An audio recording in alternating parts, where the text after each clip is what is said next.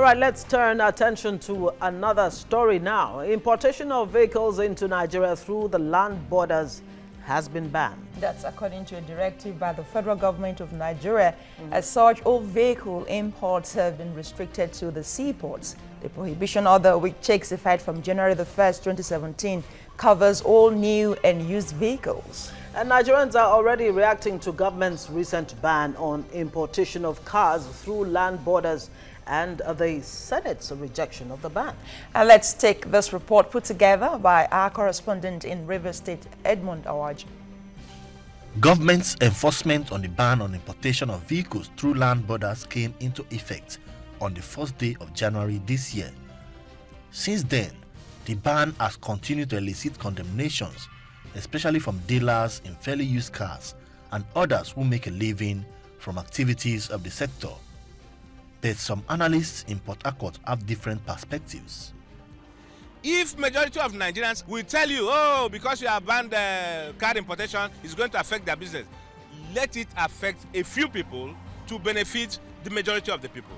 Let there be a few Nigerians who will not import cars, who will not go and do bribery and corruption they do across the borders and all, and let us come inside and develop our own mobility methods. The fact that the federal government did that ban then affected us adversely. So it was a very bad thing. Thank God the Senate has come to change that position. But my worry is with the federal government adhered to the resolution of the Senate, I think that the Senate has done what Nigerians are expecting them to do. I am also advising Mr. President to heed to the advice of the Senate. The analysts also spoke on likely economic implications of the decision. The dock workers will be so active. Those that repair cars that have issues here will be very active. Those that wash cars, the security, the hotels, maybe in Calabar or Warri, the food vendors, everybody will be very active. What have we succeeded in doing? Spending our own money in our own economy and getting gain for our own money. Whichever way the pendulum eventually swings, many say the interest of the thousands of Nigerians likely to be thrown into an already oversaturated labor market should be taken into consideration by the government. Attah Oladunjoye, TVC News, Port Harcourt. Wow, divergent views there. Some people believe that it's better to live, our money's right here in Nigeria, especially at a time of recession when Nigeria really needs all the forex it can get, and these cars are taking a lot of forex. Can Nigeria even do without the revenue coming from the land borders? That's another thing. That's another question. For quite a while, customers not met its revenue generation target. They always been behind. Quite a lot of issues there. So when you're not even making your target, even with the money coming, the revenue coming from the land borders, now you want to do without it. How are you going to? But Busalami, there are some experts who actually say that when the customs declares $800 billion revenue and all of that, that it might just be saying something to us that, look, smuggling is on the rise. And the more you put a ban, whether it's rice you're talking about or vehicles and all of that, the more revenue they generate, because smugglers will definitely always look for different ways to smuggle these things in. Well, we're joined very quickly, let's introduce our guest before we bring you the news, by a car dealer who will find out what his perspective is, Debo Oladunjoye. And joining us from Abuja is the acting public relations officer of the customs, Joseph Attah. Good morning to you. Good morning. Okay. Yeah, good morning. Good morning. All right, and thanks for joining us, and a Happy New Year to both of you gentlemen. Okay, so this ban was to take effect 1st of January, but we'll get into all of that when we come back from the news. Ikechukwu is standing by to bring you the news update. Over to you now, Ikechukwu. All right, thanks very much. Now, Nigerians have set aside January the 15th to honor officers and soldiers who have fought to secure the nation's territorial borders and keep her united. It was a day to remember those who have died in line of duty. President Muhammadu Buhari and other dignitaries performed the traditional wreath-laying ritual at the National Arcade in Abuja to honor the fallen heroes. He also took time to speak to troops stationed at various theaters of war via teleconference. This year's Armed Forces Remembrance Day is significant, especially considering the giant strides that Nigerian military made in 2016 fighting from myriads of directions. Forces who took up arms against the nation and threatened to tear the country apart. And also 21 widows of fallen army officers have been presented with food items to celebrate 65 Battalion Boni camp in Lagos. The president of the Nigerian Army Soldiers' Wives Association says it is a time for sober reflection for soldiers' wives, given the kind of job that their spouses do. For the widows, it was an emotional day for them, as they say they were taken by surprise by the kind gesture. One of them spoke on the challenges that she goes through with her in-laws. Meanwhile, the Nigerian Army says that it has repelled an attack by Boko Haram fighters in Kangawa, that's in Borno State. The Director, Army Public Relations Officer, Brigadier General Sane Usman revealed that the operation was carried out with the assistance of Air Force intelligence, surveillance and reconnaissance planes.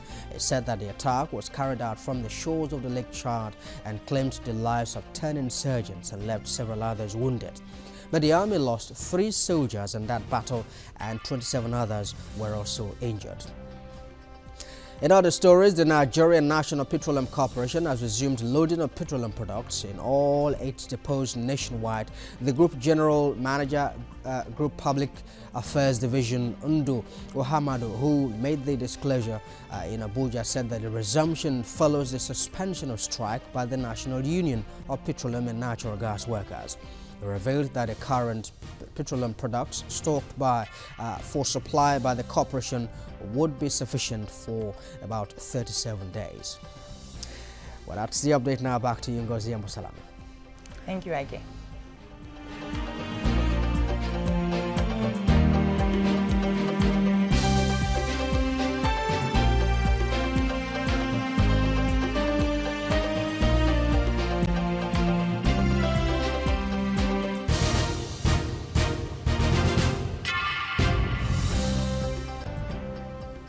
All right, so we just start the discussion right now, and we'll go to our Abuja and join Joseph Attah, who is the acting public relations officer of Nigerian Customs. Joseph, glad to have you join us this morning. Tell us, has the ban taken effect? It's my pleasure. Yeah, it has since 1st January. Customs have been enforcing the ban. And the feedback we get, and which you must be also aware, is that a number of vehicles have already been trapped. There's no going back on that. It's a policy. We have a job to do, and we just keep doing it. The Comptroller General has directed more deployment of other operatives to beef up security at the borders, to ensure that no desperate car smuggler finds his or her ways into the country. Already last week from Sokoto, our men intercepted a vehicle that from afar appears to be a firewood carrying vehicle.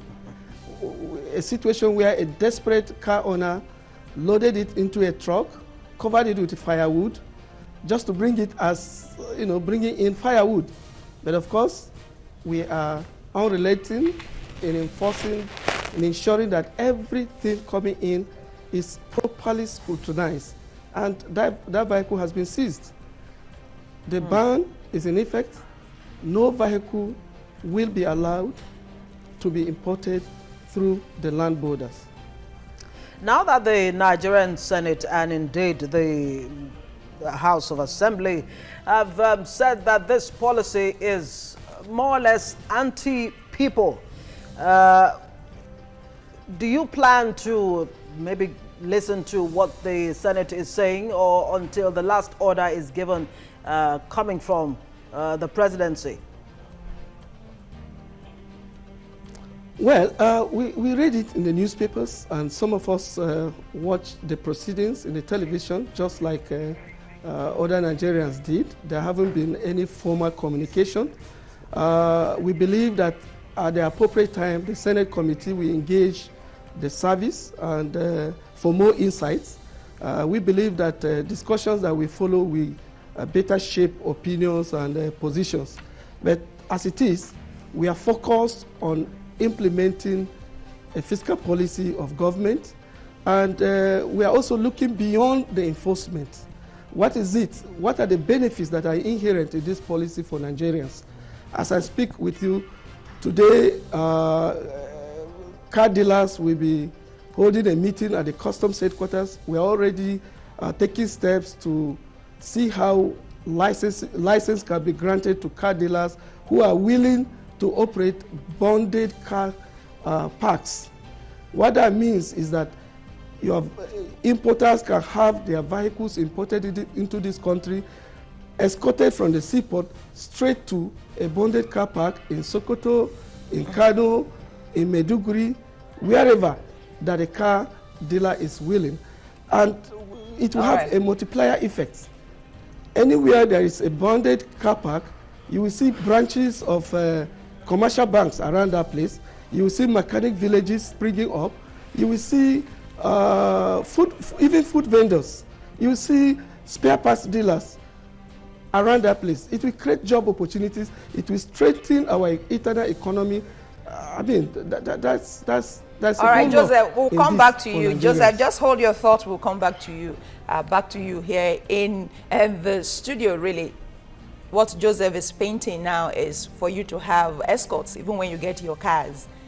In comparison to what Senate says that this policy will make Nigerians lose about 500,000 jobs. Yeah. Which one resonates with you better? Yeah. The escorts and the loss of jobs? Well, whichever way you look at it, the Senate in their minority, they know what they're doing for them to have said that, okay, they should reverse the policy. Do you understand? And I feel that should be the appropriate thing. You know, escorting to the car lot.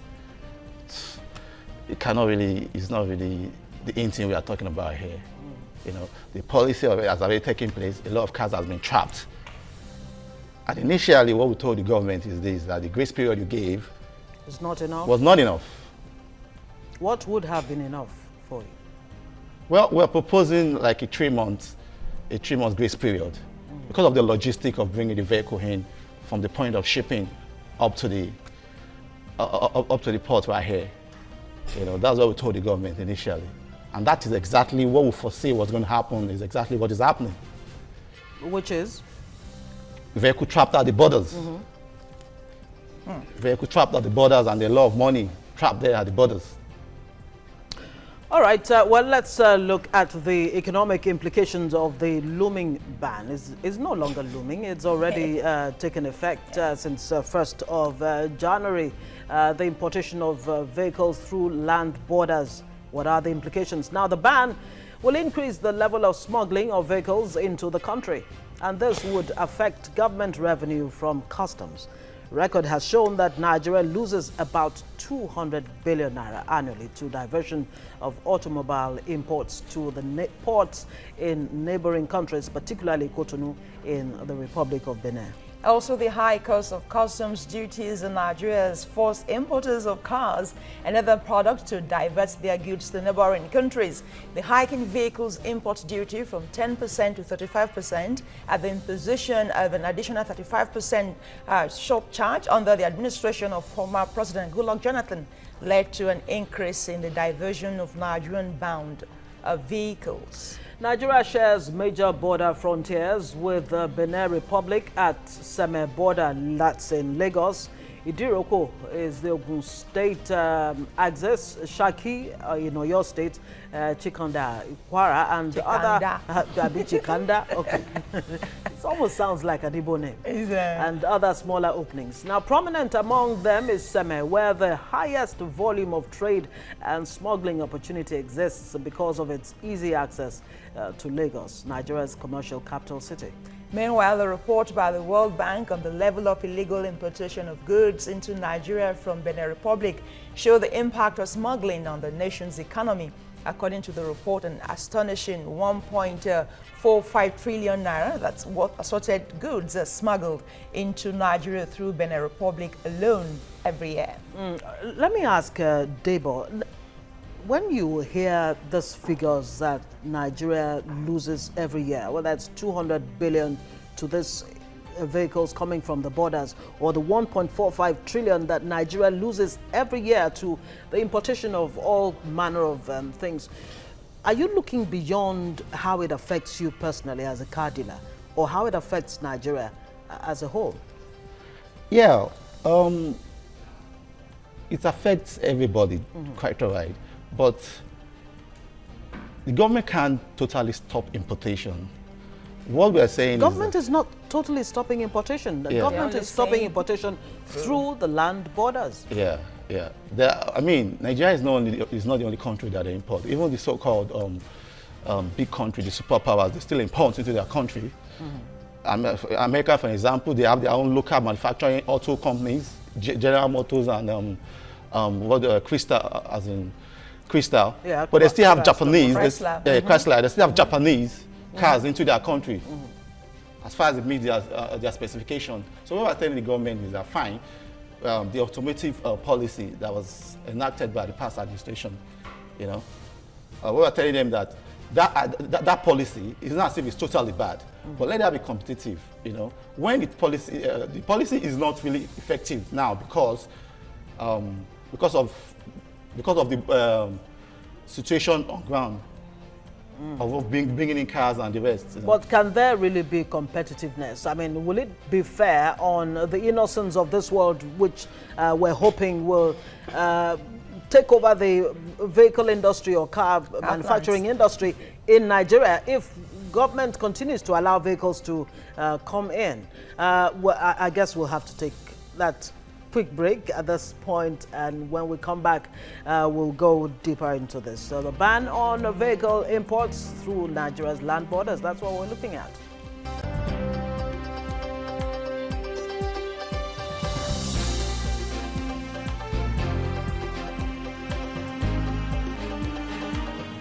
All right, glad to have you back. It is still TVC Breakfast, and the ban on importation of vehicles through Nigerian land border. It's the focus this morning. We have in our Lagos studio here a car dealer, Debo Oladunjoye, and Joseph Attah, who is the acting public relations officer of the Nigerian Customs. Back to you now, Joseph. Let's talk about the demands here that the car dealers are making. The association really of agents who are licensed by you are saying that their cars are stuck and they want extension. Would you consider that? Some kind of grace? Well, the good news is that the feedback we keep getting from Nigerians is that this policy ultimately is good for Nigerians. With any other change or new policy, there are bound to be a number of people who will feel the pain. And I mean, what government looks at is the greater good. How much time is enough? Some people say the grace period of 1 month was too short. Some people say that the policy is ill-timed. It would have been a different year. But which time is the best time? I think the important thing is that we put the interests of our nation first, and we work towards achieving the inherent benefits of this policy. All right, let me stay with you. Now, the Nigeria Customs Service declared in 2016 some 800 billion naira in revenue. How much of that really came from this banned vehicles across the borders? Can you tell us? Well, I didn't come with that statistics a whole, but okay, from records, vehicle, if we have to narrow it to vehicle importation through the land borders, we had less than 3,000 vehicles that were properly imported through land borders, and duty paid amounted to about 38 billion and some fractions. That I know. That came from vehicles that came in through the land borders and paid their duties.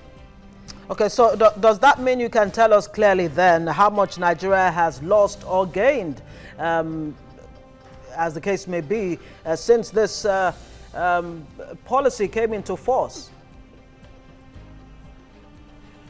Okay, let me just give you a background to this policy. Maybe we better appreciate this. You see, Nigeria has over 470,000 long, winding border lines. If you bring all the custom officers to line up and hold hands, we are not going to be able to cover it. And therefore, in 2014, a meeting of customs administrations of 5 neighboring countries, namely Niger, Benin, Chad, Cameroon, and Nigeria, was held. In that meeting, agreements regarding the implementation of ECOWAS protocol on policy on transit, which places responsibility on transit countries to escort such thing to the border of the destination country. That agreement was signed. It was not implemented. Later in that year, Nigerian customs engaged the Beninois customs that, look, this agreement have not been implemented, and smuggling continues with all its security implications beyond the loss of revenue. They complain of logistics, that we are not as strong as you. If you can assist us with some vehicles, we will be able to do that. Nigeria obliged them, gave them 5 brand new Hilux trucks, and some vehicles were also made available to Niger Republic. They implemented it for just about 2-3 weeks and stopped. The current Controller General of Customs just last year went there and engaged them in another round of discussions. He even held stakeholder meetings to discuss practical ways of implementing this. Agreements were signed, yet no implementation. All right. The Nigerian government will not continue to fold its hands and allow continuous loss of revenue with, a system that is fraught with security implications. Okay. Shouldn't be allowed to continue. Joseph, let's redirect the question this way. It's a shame we couldn't really get us what you made through importation of vehicles through the land borders for the past 1 year or so, or what losses you might have incurred since the ban took effect. But consistently, you've been lacking behind in terms of revenue generation. In 2015, for instance, you had a shortfall of about 54 billion naira. Last year, by the 3rd quarter of last year, you had about a shortfall of 100 billion naira. Now, with the ban on the land border, how do you intend to shore up your revenue? The ban on the importation of vehicles through the land border will show up revenue. It means vehicles are now channeled through the seaport. Duty will be properly collected. And let me tell you this, the ability of the Nigerian Customs Service to meet or achieve revenue target for any year is dependent on economic situations in the country. Last year, there was policy on forex, there was restriction of forex. 41 items were exempted from assessing forex. Importation dropped, and we can only collect revenue from what is imported. So we believe that all things being equal, with channelization of vehicles through the seaport, revenue collection will rise for the benefit of all Nigerians. All right, back to you, Debo. What is it about Nigerian ports that makes it difficult for a car dealer like yourself to bring in vehicles from there? Okay, bringing cars through the seaports, especially in Nigeria, there are a lot of bottlenecks. I have to be sincere with you. And what we'll be telling the government these days is that we remove all these bottlenecks, we direct traffic back to our port. There's nothing that is cast to a stone. You understand? We are not going to the neighboring country to make cars is not really the ultimate. As patriotic citizens, we want to use our ports. So we are telling the government, reduce the tariffs. Okay. Reduce the tariff, make the port more conducive and more competitive, so that we're going to come through the Apapa port and the Tinkan Island port. So that's what we're telling the government. The charges are just too much. There are a lot of charges, unnecessary charges. The terminal charges, the shipping company charges, the handling charges, they are just way too high. It's the same company that operate here, that operate in the neighboring countries. And they're doing business there successfully with reduced charges. And that's why you find out that people, a lot of traffic are diverted to the neighboring countries. So we are saying that, okay, to bring back the traffic back to Nigeria, reduce the tariff, make the port conducive, improve infrastructures, you know, and at the borders. But it's not as if those cars that passes through the borders are illegal. We pay charges at the borders. So what I think the government is that strengthen custom better, so that they'll cost smuggling. Because if you ask me, I'm going to tell you what the policy has encouraged is high level of smuggling. Because from what he said, the borders are very, very long. So, and the customs lack manpower, so they cannot man the borders. Okay. All right, we'll take that question to Joseph later, but right now it's time to take another short break and return with more on TVC Breakfast.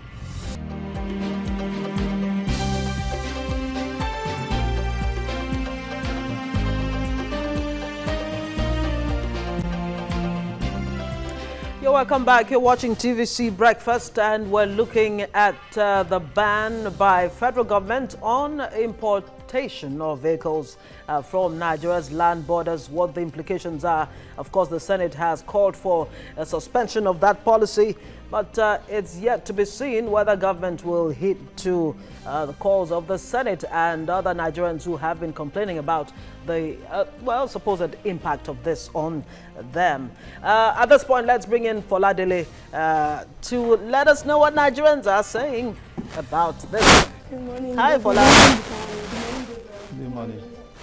Okay, so a lot of questions have been asked about what the implications of this ban would mean. So let's see what people are saying, some people at least.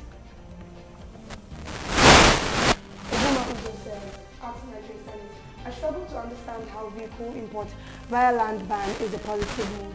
Do we make cars in Nigeria? Harrison says, I don't think the Nigerian Customs Service had thought it well to ban the car importation through the land border. Many will lose their jobs. Kevin says, putting the ban on the importation of cars, what is the government of importing cars? What is he showing? Is he showing something? Is it about biking? About biking?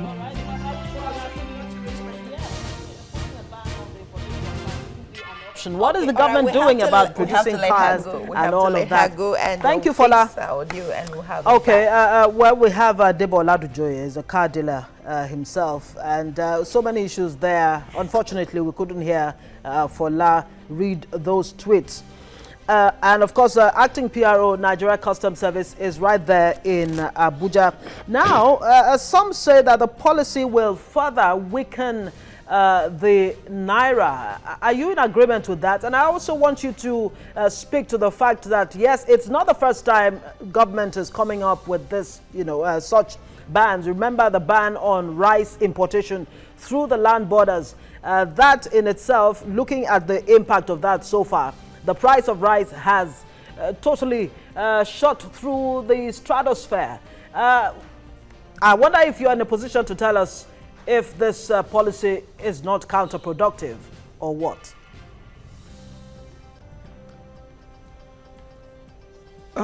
It won't be counterproductive if all Nigerians cooperate with government to ensure that at the end of the day, the intended benefits of this policy come to play.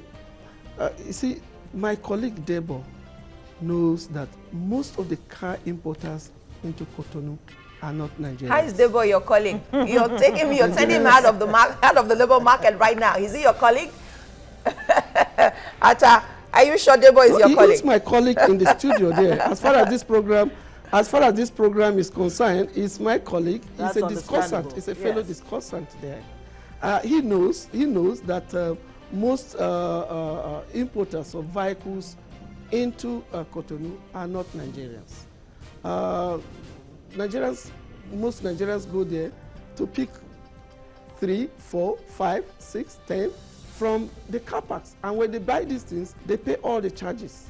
We are saying that they can do this thing within Nigeria create job opportunities for Nigerians. By the way, we hear that about 5,000 car dealers have lost their jobs and all that. On the contrary, this policy is intended to strengthen the job of car dealers. It's intended to strengthen their businesses.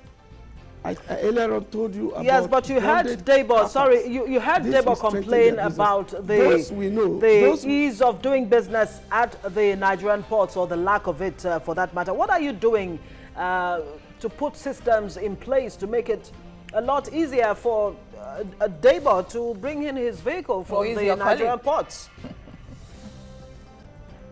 What we believe is that higher volume of vehicle cargoes, we ensure optimum capacity utilization, we put our facility to use, and it will ultimately lead to possible engagements towards reduction of handling charges that people are talking about.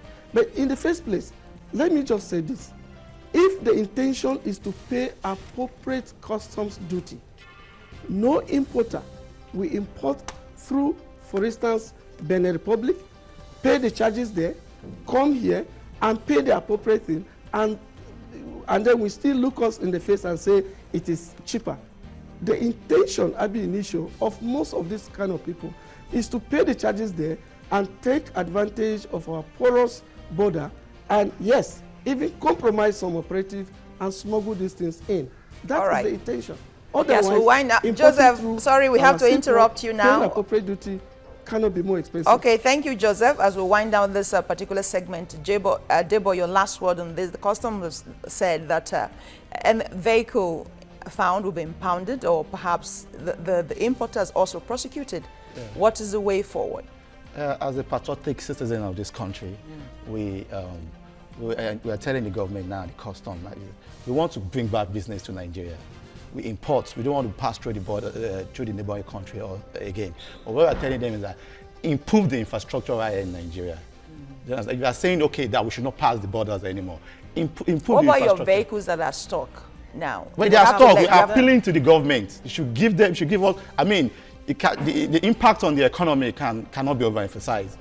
Because we're going to be losing, we've lost money, we've lost money already, time and everything, and the car has stayed there. I mean, what's the benefit of the government for trapped cars at the border? So we are telling the government now, I mean, give us more grace period, let the cars come in, then we can now talk. I mean, which one comes first? Is it the chicken before the egg, or the egg before the chicken? So you have to fix all these things before you bring all the policy. The policy is for Nigerians. Absolutely. All right, well, you did hear it there. You've heard it from Debo Oladunjoye, a car dealer, who says, we're ready to be patriotic, but the point is, have the systems been put in place to make it easier for us to deal with the Nigerian ports in the first place? And of course, we had acting PRO Nigeria Customs Service, Joseph Attah, speaking to us about these issues this morning.